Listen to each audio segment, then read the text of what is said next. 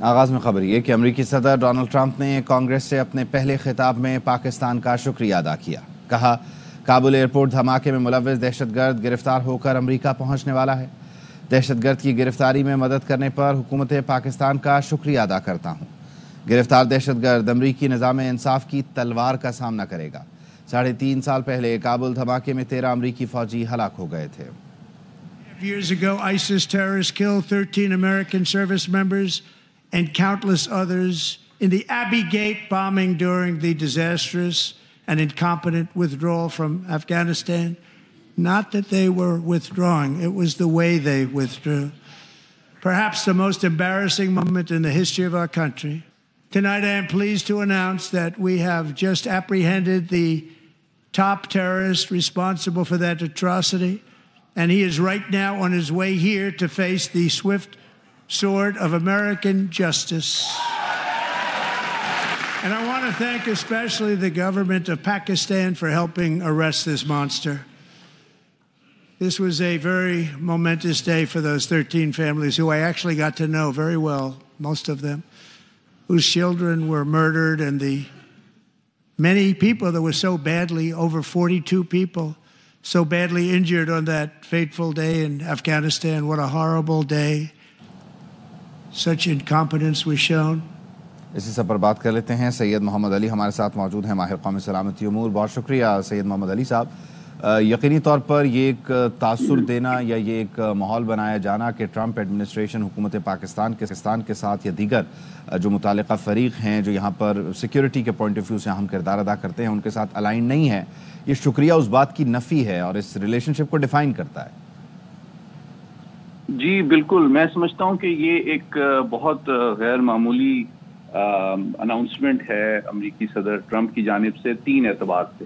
پہلی بات یہ ہے کہ یہ انہوں نے کوئی 2 طرفہ مذاکرات یا کوئی پریس کانفرنس سے خطاب نہیں کیا، بلکہ یو ایس کانگریس سے دوبارہ صدر منتخب ہونے کے بعد باضابطہ طور پہ ان کا پہلا یہ سرکاری خطاب ہے. اور اس موقع پہ انہوں نے پاکستان کو اپریشیٹ کیا، اس کی جو کاؤنٹر ٹیررزم اور عالمی سلامتی کے حوالے سے کنٹریبیوشن ہے اس کو سراہا. تو میں سمجھتا ہوں کہ یہ 3 اعتبار سے بہت غیر معمولی خطاب تھا. پہلی بات یہ کہ اس سے یہ ظاہر ہوتا ہے کہ صدر ٹرمپ جو ہے وہ پاکستانی جو کنٹریبیوشن ہے عالمی امن و سلامتی اور دہشت گردی کے خلاف اس کو بہت اپریشیٹ اور ویلیو کرتے ہیں. پاک امریکہ تعلقات عین ممکن ہے کہ ان کی سوچ کے مطابق اب آگے مزید مثبت انداز میں بڑھیں گے اور دونوں ممالک کے درمیان علاقائی سلامتی، دہشت گردی اور انٹیلیجنس کوآپریشن میں مزید اضافہ ہوگا. لیکن ایک بات جو میں آپ کے توسط سے انکشاف کرنا چاہتا ہوں کہ دراصل یہ جو آئیسس کا لیڈر تھا جو کہ 13 امریکی فوجیوں کی ہلاکت میں ملوث تھا، وہ در حقیقت پاکستان کی فورسز نے اس کو گرفتار کیا تھا اور انہوں نے پھر اس کو، چونکہ وہ براہ راست امریکی افواج کی ہلاکت میں ملوث تھا، ان کو امریکہ کے حوالے کیا ہے. تو بنیادی طور پہ میں یہ بتانا چاہتا ہوں کہ یہ پاکستان اور امریکہ کے کنٹینیوئنگ اور کلوز جو انٹیلیجنس کوآپریشن ہے اس کا بھی ایک ثبوت اور مثال ہے. اور میں سمجھتا ہوں کہ اس سے یہ بھی ثابت ہوتا ہے کہ صدر ٹرمپ جو ہیں وہ عالمی برادری کے ساتھ مخاصمت کے بجائے دہشت گردی کو امریکہ کی سلامتی کے لیے سب سے بڑا خطرہ سمجھتے ہیں اور پاکستان کا جو کنٹریبیوشن اور سپورٹ اس حوالے سے ہے اس کو بہت اہمیت دیتے ہیں، بہت سراہتے ہیں. یقینی طور پر. اور یہ اس کا اظہار ہے. اچھا سید محمد علی صاحب، کابینہ کا جو پہلا اجلاس تھا ٹرمپ کا وہ بھی بڑا امپورٹنٹ تھا اور افغانستان کی صورتحال، افغانستان سے جو ایک غیر معمولی انخلا تھا اور پھر وہاں اسلحے کا رہ جانا، تو آئندہ آنے والے دنوں میں افغانستان کے پوائنٹ آف ویو میں ایک مرتبہ پھر پاکستان امریکہ کے لیے بڑا اہم ہوتا آپ کو نظر آ رہا ہے؟ کیونکہ وہاں جو چیزیں رہ گئیں اس کے لیے ایک گراؤنڈ لیول پر سپورٹ یا جو آپریشنل اینڈ ہے اس کا وہ یہاں سے ایگزیکیوٹ ہو سکتا ہے پہلے کی. جی بالکل، میں سمجھتا ہوں کہ دیکھیں صدر ٹرمپ نے بہت اہم جو پالیسی اناؤنسمنٹ آج کی ہیں اس میں یہ بات واضح ہے کہ وہ فوجی مداخلت اور امریکی جانوں کو بہت اہمیت دیتے ہیں اور امریکی جو فوجی مداخلت ہے اس کو پسند نہیں کرتے.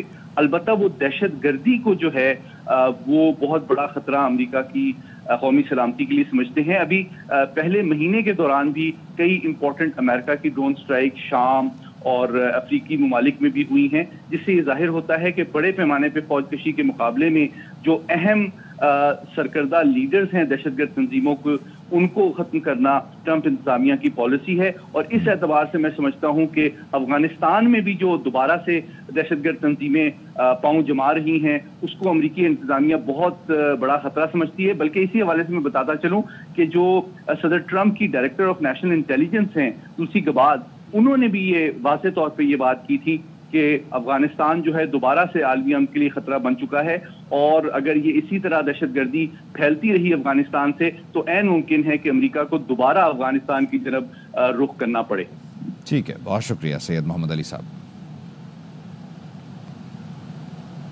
سیکیورٹی فورسز نے بنو کینٹ پر فتنہ الخوارج کے دہشت گردوں کا حملہ ناکام بنا دیا۔ سیکیورٹی ذرائع کا بتانا ہے خارجیوں نے افطار کے وقت اس وقت حملہ کیا جب بنو بازار میں رش تھا۔ سیکیورٹی فورسز نے خارجیوں کے بنو کینٹ میں داخلے کی کوشش ناکام بنائی اور 6 خارجیوں کو جہنم واصل کیا۔ سیکیورٹی اہلکاروں نے انٹری پوائنٹس پر دیگر دہشت گردوں کو گھیر لیا۔ فورسز کی بروقت کارروائی سے خارجی دہشت گرد گھبرا گئے اور بارود سے بھری 2 گاڑیاں بنو کینٹ کی دیوار سے ٹکرا دی۔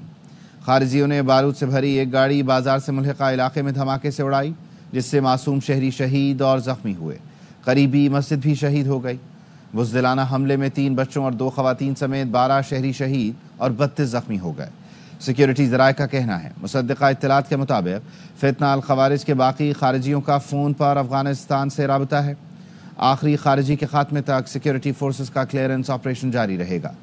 خارجیوں کا رمضان میں معصوم شہریوں کو نشانہ بنانا اس بات کی غمازی کرتا ہے کہ ان کا اسلام سے کوئی تعلق نہیں۔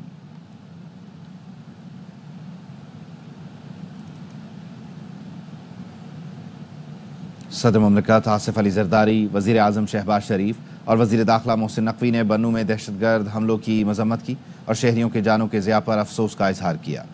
خیبر پختونخوا اور بلوچستان کے وزرائے اعلیٰ نے بھی دہشت گرد حملوں کی مذمت کی، شہداء کے لواحقین سے دلی ہمدردی اور تعزیت کی۔ علماء کرام نے بھی واقعے کی شدید مذمت کرتے ہوئے کہا، رمضان المبارک میں کوئی مسلمان ایسی گھناؤنی حرکت کا سوچ بھی نہیں سکتا۔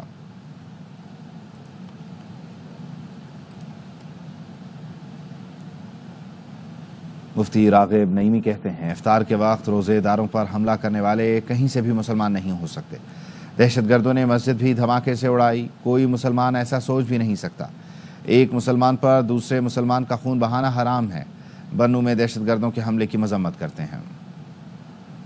اس قسم کی دہشت گردی کی کارروائیوں کی جو پاکستانی اسلامی ریاست میں کسی بھی طور پہ کسی کے لیے جائز اور روا نہیں ہے، اور ان تمام لواحقین کے ساتھ اظہار یکجہتی ہے جن کے اہل و عیال ان حملوں کے اندر معصوم شہری شہید ہوئے ہیں یا زخمی ہوئے ہیں۔ اب پوری قوم کو اس بات پر اکٹھا ہو جانا چاہیے کہ پاکستان ایسے اسلامی ملک کے اندر اس طرح کے حملے جو جائز سمجھتے ہوئے کر رہے ہیں، ان کا خود اسلام کے ساتھ کوئی تعلق نہیں ہے، ان کا خود اپنا مسلمان ہونا مشکوک ہے، کیونکہ اسلام پر چلنے والا کبھی بھی اپنے دوسرے مسلمان بھائی کے خون کو اپنے لیے بہانا جائز نہیں سمجھتا ہے۔ بنو میں افطار کے وقت بزدلانہ حملے کی مذمت کرتا ہوں۔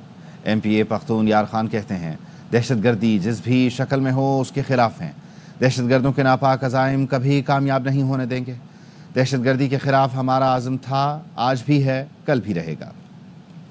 زه په ټولو ناول چې نن بنو کې کومه حادثه یا سانحه وشوه د دهشتګردي حوالې سره افطاري ټیم روزه ټیم باندې وشوه، نو زه د دې بزدلانه حملې پر زور مذمت هم کوم په حیثیت د علاقې د نماینده په حیثیت او د بنو د یو شهري په حیثیت باندې، او سره په افطاري داسې بزدلانه حمله چې پکې ماشومان زمونږ زنانه او زمونږ د لمانځو کوونکي خلک افطاري باندې ناست خلک شهیدان شول، او د دې حالات مقابله به انشاءالله موږ پر روان وخت کې کړې ده، بیا به هم کوو انشاءالله.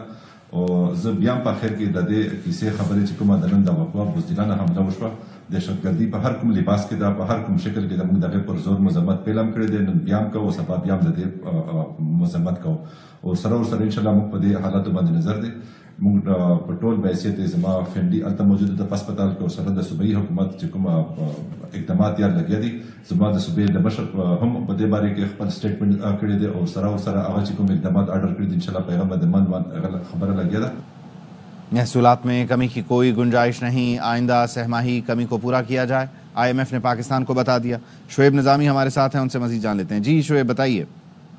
جی عبید، جو پاکستان کا اس وقت قرض پروگرام ہے $7 ارب کا، اس کی جو آئندہ $1 ارب کی قسط ہے اس کے لیے پاکستان IMF کے درمیان مذاکرات جاری ہیں.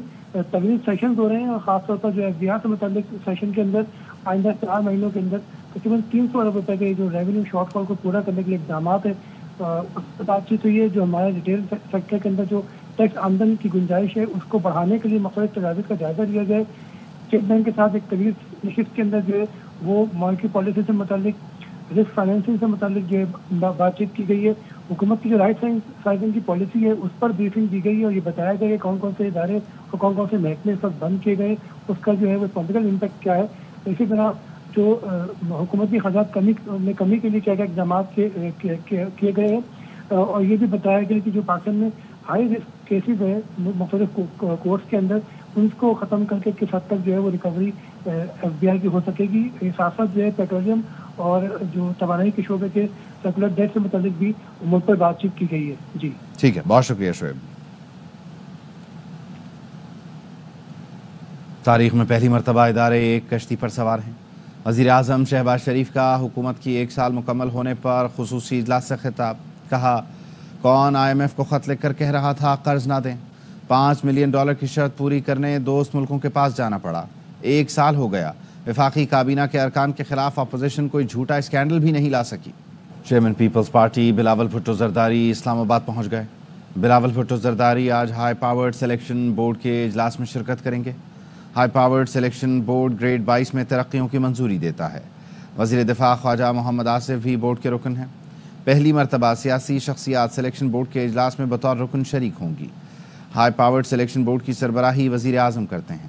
سیکرٹری کیبنٹ، سیکرٹری اسٹیبلشمنٹ سمیت صوبائی سیکرٹریز اور متعلقہ وزارت کے سیکرٹری اجلاس میں شریک ہوتے ہیں.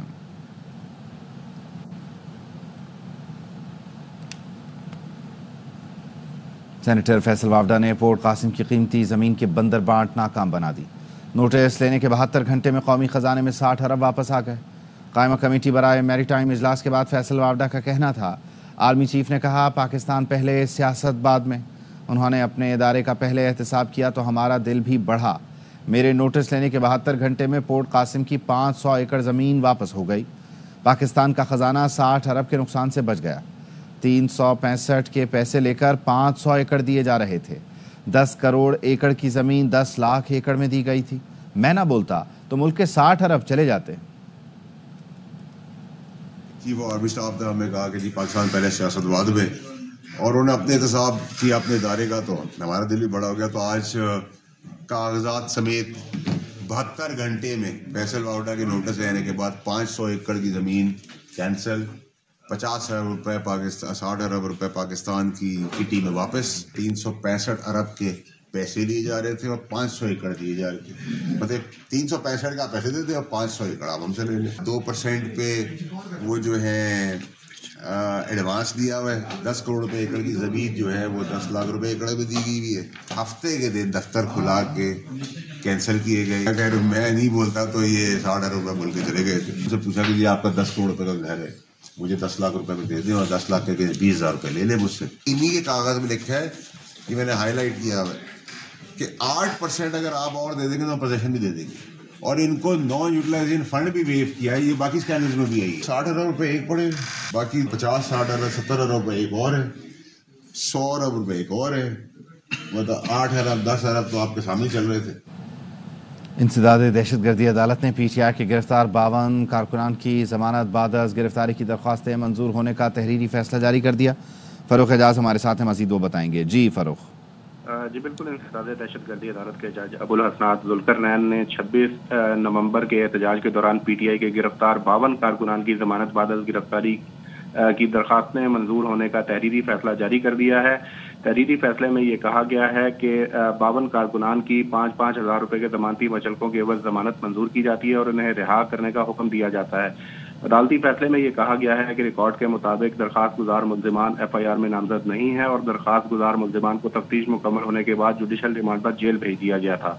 فیصلے میں یہ کہا گیا ہے کہ بادی النظر میں ملزمان کے خلاف مزید انکوائری کا کیس ہے.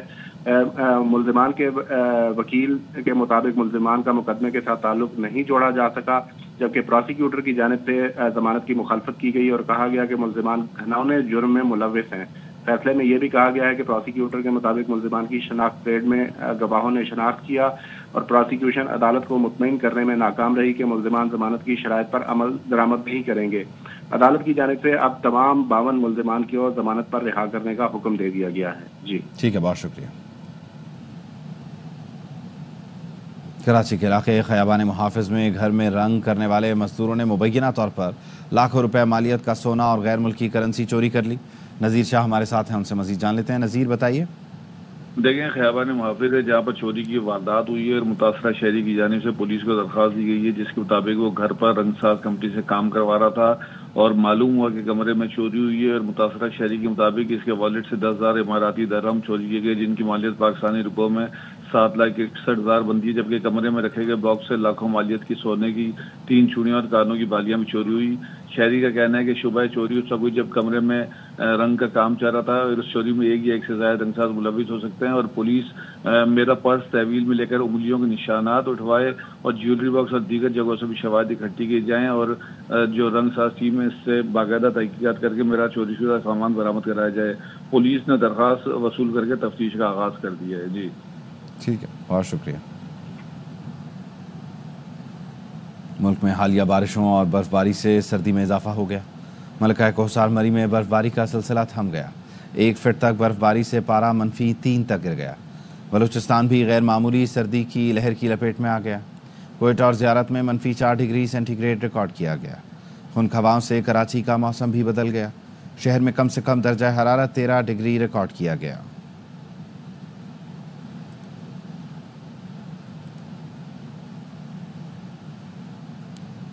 اسلام آباد میں آج مطلع صاف ہے، دھوپ نکلی ہوئی ہے اور ٹھنڈی ہوائیں چل رہی ہیں۔ ہلکی ٹھنڈ محسوس کی جا رہی ہے۔ محکمہ موسمیات کے مطابق آئندہ چند روز تک اسلام آباد سمیت ملک کے بیشتر علاقوں میں موسم خشک رہنے کا امکان ہے۔ مزید بتا رہی ہیں زینب علی۔ اس وقت موجود ہے اسلام آباد میں، جہاں پر موسم جو ہے کافی خوشگوار ہے، ٹھنڈی ہوائیں چل رہی ہیں، دھوپ نکلی ہوئی ہے۔ گزشتہ روز محکمہ موسمیات کی جانب سے کہا گیا تھا کہ رات کے وقت بارش ہوگی، لیکن بارش نہیں ہوئی۔ آج موسم جو ہے وہ سرد ہے اور محکمہ موسمیات کی جانب سے یہ بھی کہا گیا ہے کہ آج دن بھر موسم جو ہے سرد اور خشک رہے گا۔ اس کے علاوہ مجموعی طور پر ملک کے موسم کی بات کریں تو جو بالائی علاقے ہیں، پہاڑی علاقے، وہاں پر بارش اور ہلکی برف باری ہونے کا امکان ہے، جبکہ جو میدانی علاقے ہیں وہاں پہ موسم سرد اور خشک رہے گا۔ اسلام آباد کے ٹمپریچر کی بات کریں تو اسلام آباد میں اس وقت ٹمپریچر جو ہے وہ 14 ڈگری سینٹی گریڈ ہے، جبکہ آج میکسیمم ٹمپریچر جو ہے 19 ڈگری سینٹی گریڈ تک جا سکتا ہے۔ جی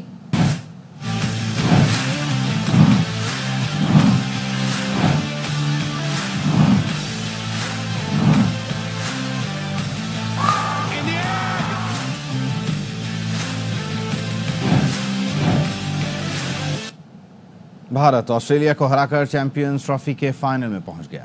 سیمی فائنل میں بھارت نے 265 رنز کا ہدف 4 وکٹ پر 11 گیند پہلے حاصل کیا۔ میگا ایونٹ کا فائنل قذافی اسٹیڈیم لاہور کے بجائے اب دبئی میں کھیلا جائے گا۔ چیمپئنز ٹرافی کا دوسرا سیمی فائنل آج جنوبی افریقہ اور نیوزی لینڈ کے درمیان لاہور میں کھیلا جائے گا۔ فاتح ٹیم فائنل میں اتوار کو بھارت سے ٹکرائے گی۔ شائقین میچ انجوائے کریں، افطار انتظامیہ کرائے گی۔ پی سی بی کا لاہور میں سیمی فائنل کے دوران فینس کو مفت افطار کرانے کا اعلان۔ قذافی اسٹیڈیم میں موجود شائقین ٹکٹ دکھا کر کھجور، جوس اور منی پیزا کا باکس حاصل کر سکیں گے۔ فوڈ سٹال سے کھانے پینے کا سامان بھی خریدا جا سکتا ہے۔ سیمی فائنل آج دوپہر 2 بجے شروع ہوگا۔ چیمپئنز ٹرافی میں بدترین ناکامی، رضوان کو T20 کی کپتانی سے ہٹا دیا گیا۔ بابر اعظم اور نسیم شاہ بھی T20 ٹیم سے ڈراپ۔ نیوزی لینڈ سے سیریز کے لیے اسکواڈ کا اعلان کر دیا گیا۔ سلمان علی آغا کپتان، شاداب خان نائب کپتان بن گئے۔ دورہ نیوزی لینڈ کے لیے قومی ٹیم کے اسکواڈ پر ماہرین کرکٹ پھٹ پڑے۔ ہر لمحہ پرجوش میں باسط علی بولے، یہ سب گول مال ہے، گھوم پھر کر وہیں آ گئے، وہی لڑکے آ گئے، یہ اسکواڈ میرٹ پر نہیں بنا۔ کامران اکمل نے سلمان علی آغا کو کپتان بنانے پر سوال اٹھایا، بولے کس کارکردگی پر کپتان بنایا گیا؟ مایا ناز اداکار بہروز ابزواری بنے مہمان۔ مصطفیٰ چودھری اور عادی کے چٹکلوں نے خوب قہقہے بکھیرے۔ میرٹ کی ٹیم نہیں ہے، سب گول مال ہے، ثابت کر سکتا ہوں۔ ایک سوال ہے، بابر اعظم اب دوبارہ ون ڈاؤن آ جائے گا؟ وہ پاکستان نہیں بنانے چاہیے۔ اگر آپ نے انصاف کرنا ہے تو آپ بابر کو بھی ڈراپ کرتے، آپ رضوان کو بھی ڈراپ، باقی تو سب وہی لڑکے آ گئے واپس ٹیم میں۔ یہ اسکواڈ بتا رہا ہے ٹور کے بعد شاداب خان کپتان بن، میرٹ کی بھی نہیں ہے، پرفارمنس کی بھی نہیں ہے۔ 2 آپ کے ہیں، 2 میرے ہیں۔ یہ گروپ بازی نہیں ہے تو اور کیا ہو رہا ہے؟ انٹرنیشنل ٹیم بنا رہے ہیں، کسی کلب کی ٹیم بنا رہے ہیں۔ سلمان علی اگر بندہ جو ریجن کی ٹیم میں T20 اتنی نہیں کھیل، وہ آٹومیٹک چوائس کیسے T20 میں بن سکتی ہے؟ کوئی میرٹ معیار رکھیں اپنی سلیکشن میں. ایران ممتاز، ماس صداقت اور عرفات مناس، وہ 3 لیفٹ عام اسپنر ہے، جڈیجا، اکشر پٹیل اور کلدیپ یادو بنس. آپ کسی کو نکالتے ہیں کس بیس پہ نکالتے ہیں، واپس لاتے ہیں تو کس بیس پہ لاتے ہیں، یہ کوئی سمجھا دے پلان کیا. اس طرح یہ خبر پھیلاتے ہیں کہ شاداب کو کپتان بنایا جا رہا ہے، جب لوگوں کا ریاکشن برا آتا ہے اس کے بعد آپ نے بنا دیا بلی کا بکرا کس کو؟ سلمان. کل جو کہہ رہا تھا کہ فائنل لاہور میں ہوگا، جی ہاتھ اٹھا لے. کے خیال میں ماں کے ہاتھ کا کھانا بیوی کے ہاتھ سے کھانا یا کس کے ہاتھ کا کھانا؟ کسی اور کی بیوی کے ہاتھ کا کھانا. ہم جب وہ سیریل کر رہے تھے نا تنہائیاں، جس میں میرا نام قباچہ تھا، تو ہم آؤٹ ڈور شوٹنگ کر رہے تھے تو بچوں کی ایک وین جا رہی تھی، تو اس میں ایک بچہ تھا، اس نے مجھے دیکھا اور اپنے دوست سے کہا ارے دیکھو کچابا. گھر کی مرغی یا باہر کی دال؟ اگر باہر کی دال لا کے مرغی بھی ڈال دیں تو تم تو رہنے دو یار، اسی لیے تمہاری شادی نہیں ہو رہی یار. ملتان میں رمضان المبارک کے آغاز کے ساتھ ہی گرا فروشوں نے پھلوں کی قیمتوں میں اضافہ کر دیا ہے. پھل فروشوں نے سرکاری ریٹ لسٹ ہوا میں اڑا دی. رانا فاروق کی رپورٹ. ملتان میں پھلوں کی قیمتیں آسمان سے باتیں کرنے لگیں. دکانداروں نے سرکاری ریٹ لسٹ نظر انداز کر کے من مرضی کے ریٹ وصول کرنا شروع کر دیے. سرکاری لسٹ کے مطابق اچھی کوالٹی کے سیب کا ریٹ 300 روپے فی کلو مقرر ہے، لیکن پھل فروش 400 روپے سے 450 روپے فی کلو کے حساب سے فروخت کر رہے ہیں. اسی طرح کنو 200 کی بجائے 230 سے 240 روپے فی کلو، امرود 130 کی بجائے 180 روپے فی کلو، کیلا 200 کی بجائے 250 روپے فی کلو، خربوزہ 120 کی بجائے 160 روپے فی کلو کے حساب سے فروخت ہو رہے ہیں. امرود جو ہے وہ 100 روپے کلو مل رہا تھا، وہ 200 روپے ہے. یہی رہے. اسی طرح مالٹا جو ہے وہ پہلے 100 سے 150 تھا، اب 200 250 ہو گیا ہے. تو رمضان شریف میں یہی حالات ہیں جی. کلو کے پیچھے 100 روپیہ بڑھا ہوا ہے، جو بھی چیز اٹھا لیں. پھل فروشوں کا کہنا ہے جب تک حکومت منڈی میں چیک اینڈ بیلنس قائم نہیں کرتی اس وقت تک پھل سستے نہیں ہو سکتے. حکومت کو چاہیے منڈی میں وہاں جا کے کنٹرول کرے، اگر وہاں کنٹرول ہوگا صاف ظاہر ہم بھی سستا بیچیں گے. ملتان کے شہریوں کا کہنا ہے منافع خور عوام کو دونوں ہاتھوں سے لوٹ رہے ہیں. حکومت مہنگائی مافیا کے خلاف کارروائی کرے. کیمرہ مین عمران اسلم کے ساتھ رانا فاروق، ایئر وائی نیوز، ملتان. بخور کی مہک جہاں عرب ممالک میں مقبول ہے، وہیں اب پاکستان میں بھی اس کا استعمال بڑھ گیا ہے. کراچی میں کئی معیار کے بخور دستیاب ہیں. 1 گرام بخور 800 روپے میں ملتا ہے، جبکہ سعودی بخور کی قیمت بھی ہزاروں میں ہے. عشرت خان کی رپورٹ. بخور ایک خوشبودار مادہ جو جلنے پر نہ صرف فضا کو مہکاتا ہے بلکہ پرکشش بنا دیتا ہے. عود، عنبر اور سندل کی لکڑی بخور کے بنیادی اجزاء ہیں. رنگ برنگے خوبصورت بخوردان میں جب دہکتے کوئلوں پر بخور ڈالا جاتا ہے تو اس کی خوشبو دور دور تک پھیل جاتی ہے. رمضان ہے نا، ماشاءاللہ اس میں خوشبو میں اضافہ ہو جاتا ہے. عطر ہوا، سندل ہوا، بخور ہوا، اچھی چیز ہے ماشاءاللہ. ڈرائنگ روم میں، مسجدوں میں اضافہ ہوتا ہے، اس لیے خوشبو اچھی لگتی ہے. خاص طور پر رمضان کے لیے تو بہت زیادہ گھر میں خوشبو مہکتی ہے. بخور کی مہک جہاں عرب ممالک میں بے حد مقبول ہے، وہیں پاکستان میں بھی اس کا استعمال بڑھ رہا ہے. بخور لینے آیا ہوں اور عطر لینے آیا ہوں. بڑا خوشبودار ہو جاتا ہے اور ہم بھی ساتھ میں مہکنے لگ جاتے ہیں. یہی وجہ ہے کہ یہ خوشبو اب روایت، ثقافت اور عقیدت کی ایک خوبصورت پہچان بن چکی ہے. سندل، عود اور عنبر کے بخور جہاں اسلامی خوشبوئیں ہیں، وہیں پاکیزگی کے احساس سے گھر کو بھی معطر کر دیتی ہیں. کیمرامین یعقوب بلتی کے ساتھ Ishrat Khan, ARY news, Karachi. News bulletin سے فی الوقت اتنا ہی.